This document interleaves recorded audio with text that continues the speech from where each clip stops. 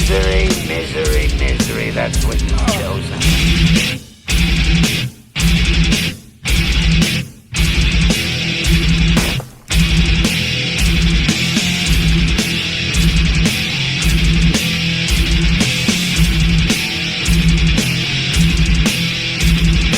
Welcome back to the Union Youth Football Association podcast. We're back. We're doing a showcase on Union 7th grade silver. I got Coach and a couple players. I'm going to go ahead and pass the mic down, let everyone introduce themselves. Roy Tillis, head coach of Union Silver. I'm Roy Tillis, quarterback of Union Silver. Xavier Courtney, running back at Union Silver. Give us an overview about last season, how that ended, and kind of going into this next season, what you expect of that. We had a great season last season. I think we put up the most points in INFC in 6th grade. We lost in the playoffs. We had my running back, Zay, right here. He went down, so it was a tough game for us. But we plan to bounce back tough this year and come back with a championship. Last year, how'd last year go for you? Kind of go through stats. Overall, what was your perspective of last season? Kind of go through how many touchdowns you had, some highlights of last year, and then same thing going into this year, what you kind of plan to improve on. This year, I thought we had a good season. My stats, I think I did pretty good. Decent rushing yards, decent rushing touchdowns. I did pretty good on passing yards.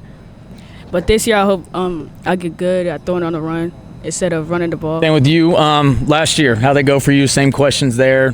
What's your overall stats look like? What do you plan to take from last season going into this season? First, I'm going to start with what I plan to learn from my mistakes from last season, which is making better moves, like making smarter decisions of what I do. Yeah. And my stats, they look pretty good.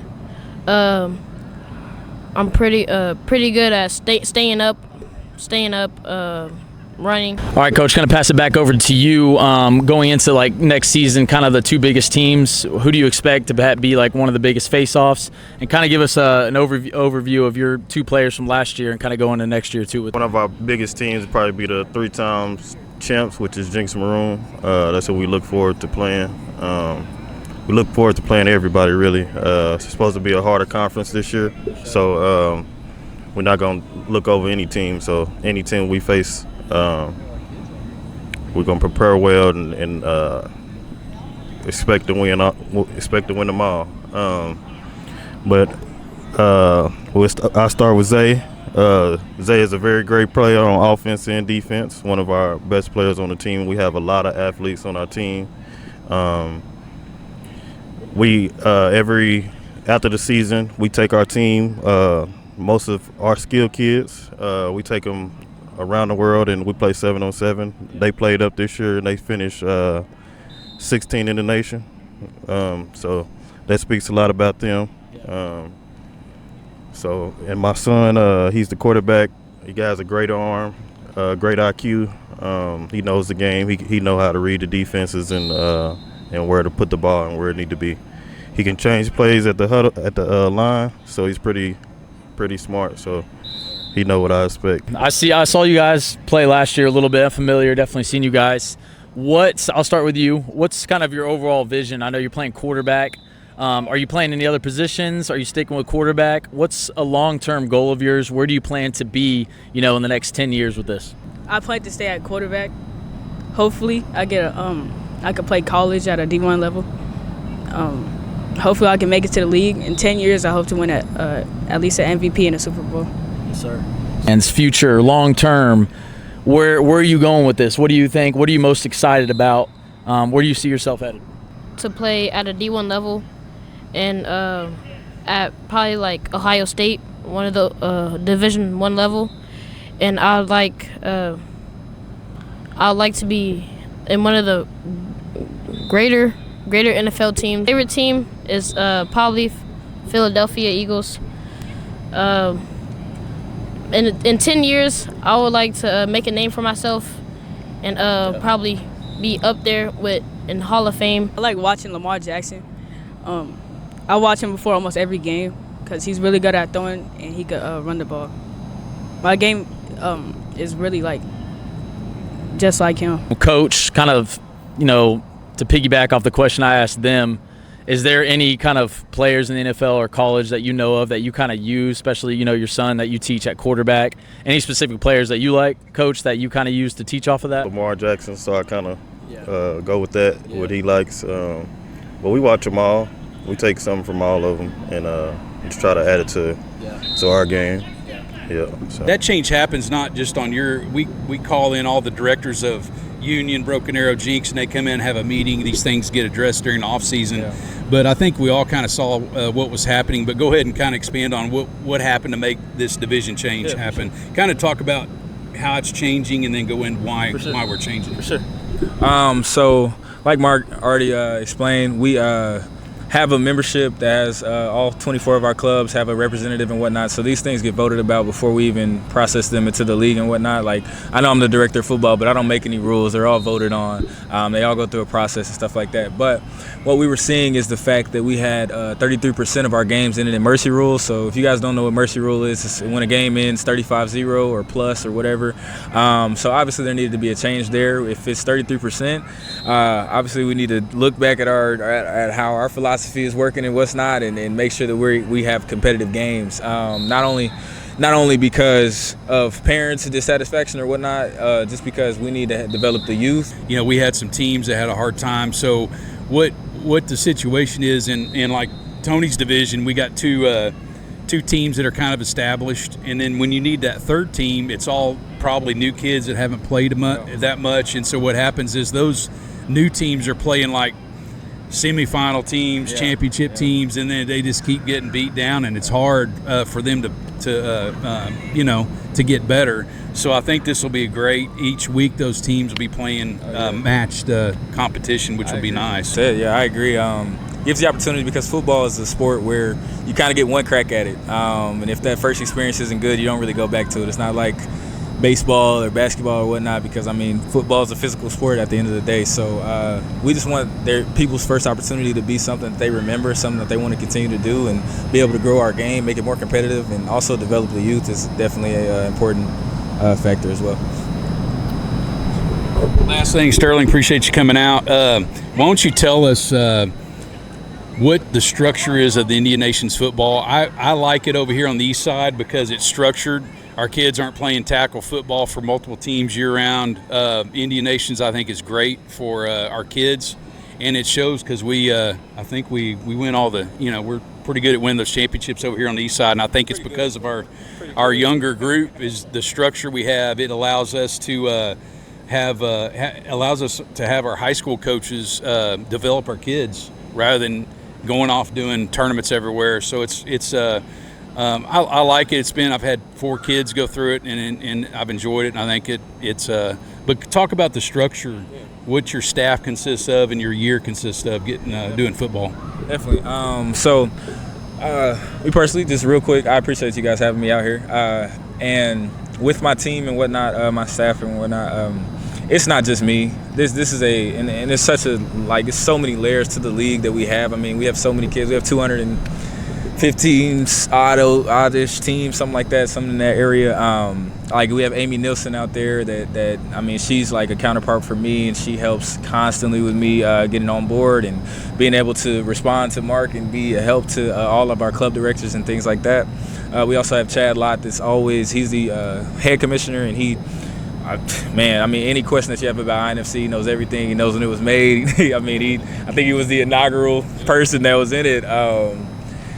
So the league has so many different functions that people just don't get to see every week because, you just take your kids to the game and they're at the game, and then you complain about the ref or whatever happens. I don't know, whatever happens. But, scheduling, insurance. So many, how many emails I've sent you just trying to get so many things for Union done, drafts. We have combines and weight restrictions and all these different things.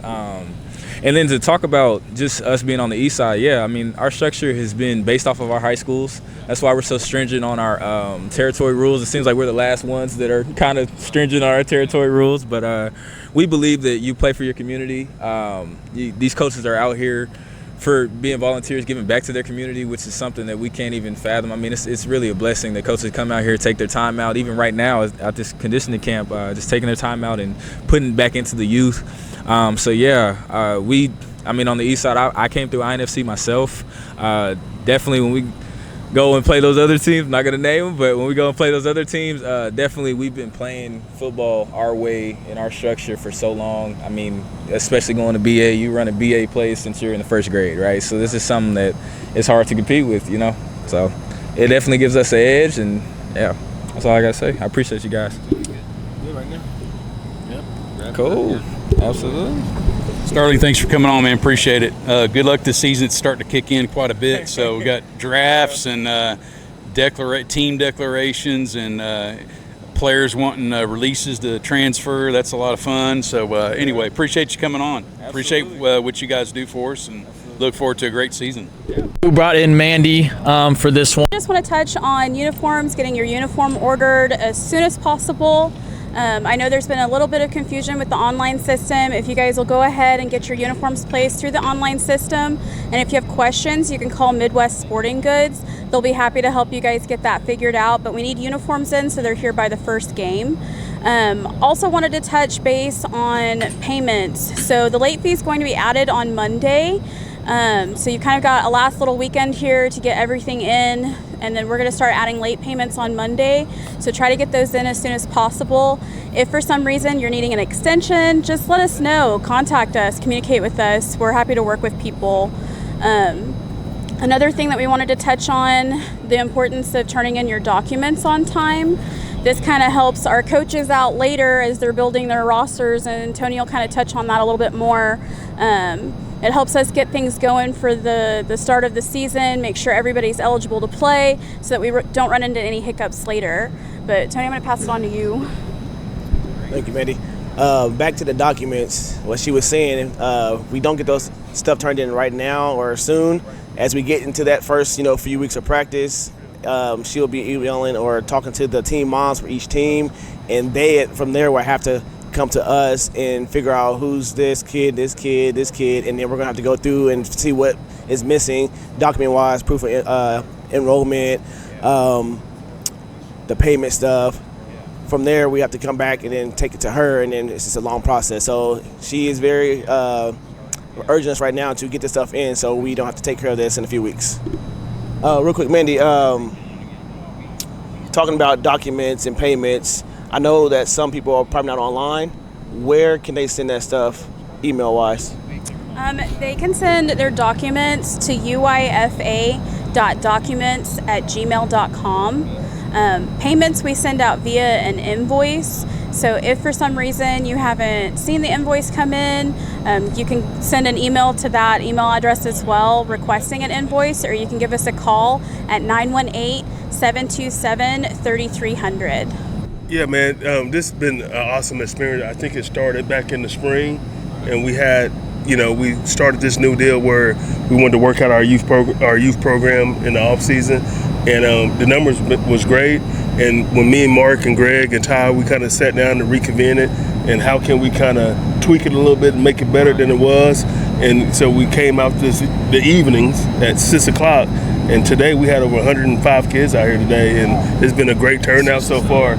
Yeah, it's been very consistent, so a big shout out to your parents. Like, it's nothing like seeing a bunch of kids out here and the support, and you guys are buying into the program, and that's how you build a future and future champions on top of that. So I know it's nothing easy for you guys to change your schedules, but everything takes a sacrifice, and so, but we really appreciate you guys, and it also makes it easier for us to get to learn them and to learn how they think, and what some of them can't sit still, and so you remember that stuff when they get older, So it's been an awesome experience, and get to be around these kids and having fun. And the craziest part is we have to kick them off the field when we're done, because it's like they didn't get enough work. They can stay out here all night, and it's something special seeing kids still play outside. Yep. Better than sitting at home doing nothing. They've been hard at it since I think we started in March, and the biggest thing I saw that I really liked was the connection that they have with you and your staff I mean, they all know your names now, and kind of before it was kind of like, you didn't get that until you hit maybe 8th or 9th grade, and that's the cool part. And then in these times with the way the landscape is on transfers and all that, I just think it's awesome to keep our parents and kids in front of us and get that relationship going. Tony? Yeah, one thing I've enjoyed, obviously, it's one thing to be on this football field, conditioning and running and everything, but once they're done with that aspect, they move on into the weight room. Yeah. And some of these kids never seen the weight room before, and they get in there and they learn from these high school players and the coaches on how to properly, do a proper technique with a weight. Nothing too heavy, but they're learning proper technique right now, which I love. Definitely. But I got a question for Coach Graham. Outside of this camp that we've done, what can we expect moving forward? Man, the biggest thing is, like, what I love so far is our numbers. Our numbers are continually increasing, and that's the biggest thing with me. Like, of course we all want to win a championship, but I want the numbers to stay consistent, and on top of that, they return too.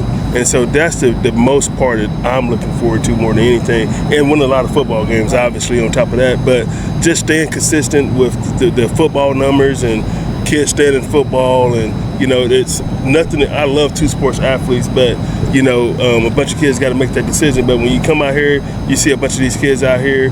And on the draft day, there was a bunch of new kids that came into our program as well. So seeing those numbers just continue to increase is what's awesome. And I would like them to continue to double as well. So that's the biggest thing I'm looking for the future, if anything, is just us improving on numbers. Just continue to keep the standard. We had some great athletes come out. One was right here, obviously, but it was kind of crazy. I was sitting back by the goalpost and I'm watching you guys compete, and you can just see that light bulb, that flip, that competitive switch that came back. And I'm like, these dudes out here are playing hard for real.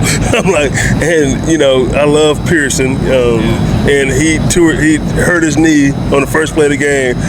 Probably old age, I'm sure, but just seeing that light bulb just flip in some of you guys. I mean, you can literally see, like, we were all jacking around and talking, but as soon as that ball got touched on the ground, that competitive spirit just came out. Like seeing Jeffrey Mead and Terrell Buchanan and Khalil Cornegay. It was a bunch of kids out here, and just seeing that competitive spirit come back, and that's just something that never leaves you. It's in your heart and spirit and soul.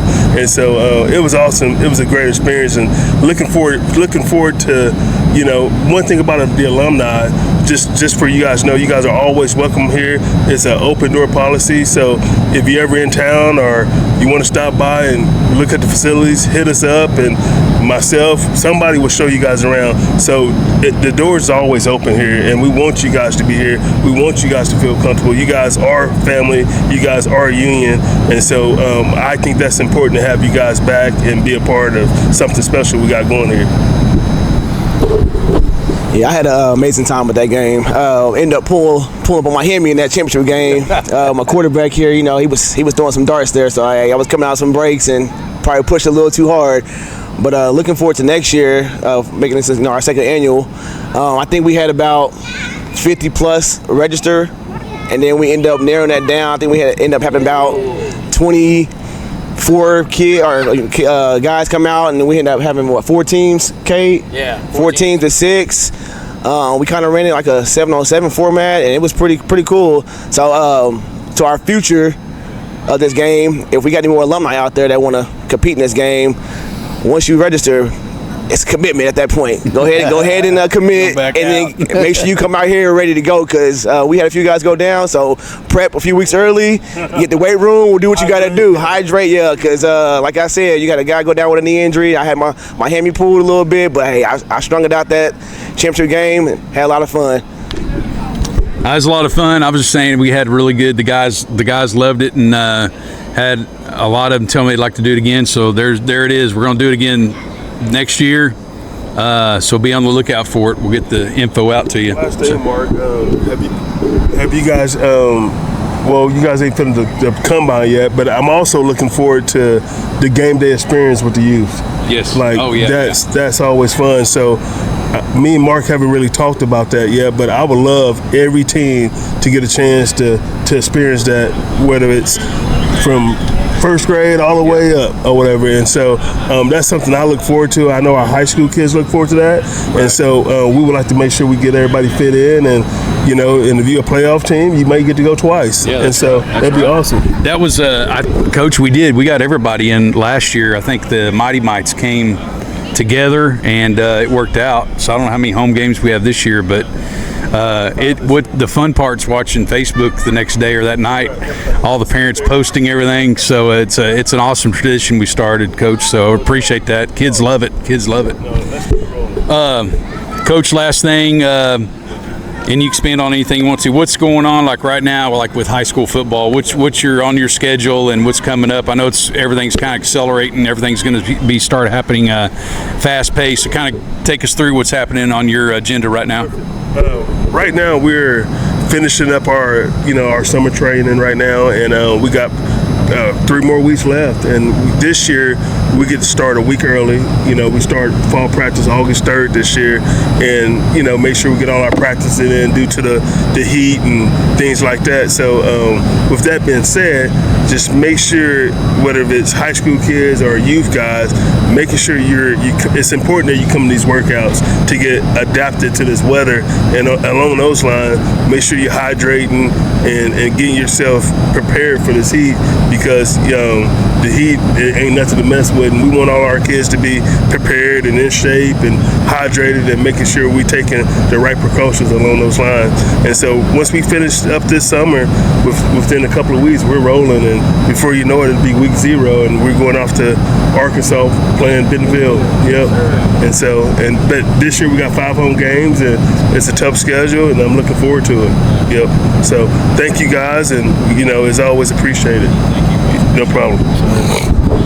Anything else to touch on, or we're good? That's it.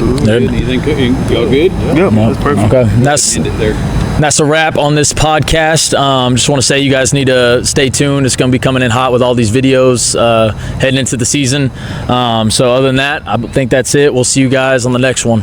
Yes, sir.